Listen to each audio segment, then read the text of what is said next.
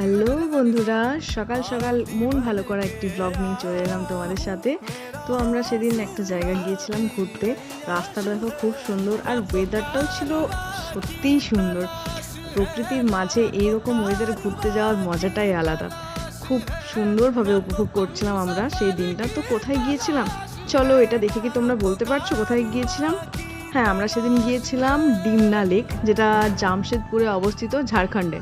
এত সুন্দর একটা জায়গায় ঘুরতে গেছি আর ভিডিও না করলে হয়? এখানে দাদা, বৌদি আর উনি ছিলেন।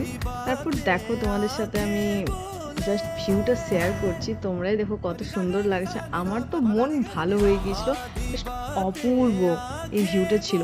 আর এই দেখো, এটা হচ্ছে লেকের অপোজিট সাইডটা পুরো গাছপালা দিয়ে ঘেরা ছিল, দারুণ দেখতে লাগছিল। আর লেকের ওই সাইডে দলমা পাহাড় ছিল, সেটা দেখতে পাওয়া যাচ্ছিল না কারণ চারিদিকে কুয়াশায় পুরো ভরে গিয়েছিল।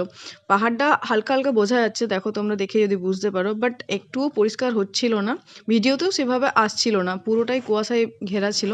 সবই ঠিকঠাক ছিল, তবে মনে হচ্ছিল একটু যদি বোটিংটা থাকতো তাহলে খুবই ভালো লাগতো, একটু বেশি এনজয় করতাম। এখানে দাদা ওরা হেঁটে গেল, আর আমার বর আমাকে প্রপোজ করছে, যা এতদিনে কোনোদিনও আমাকে একবারের জন্য প্রপোজ টপোজ করেনি। ওই ফুল টুল তো দেওয়া দূরের কথাই। তারপর আমরাও একটু ভিডিও করে নিলাম। আমাদের ক্যামেরাম্যান ছিল বৌদি, দাদা। তারপর আমরা দেখো হাঁটিয়ে পা পা করে বাড়ি ফেরার পথে রওনা হলাম। আর এইটা হচ্ছে লেকের ব্যাক সাইড ভিউ। তো তোমরা দেখো কিরকম লাগছে, আমার তো দারুণ লাগছিল। তারপর আমরা বাড়ি ফেরার পথে রওনা দিলাম। তো তোমাদের এই ছোট্ট ব্লগটা কেমন লাগলো অবশ্যই জানিও, লাইক শেয়ার কমেন্ট করে দিও যদি ভালো লাগে। টাটা।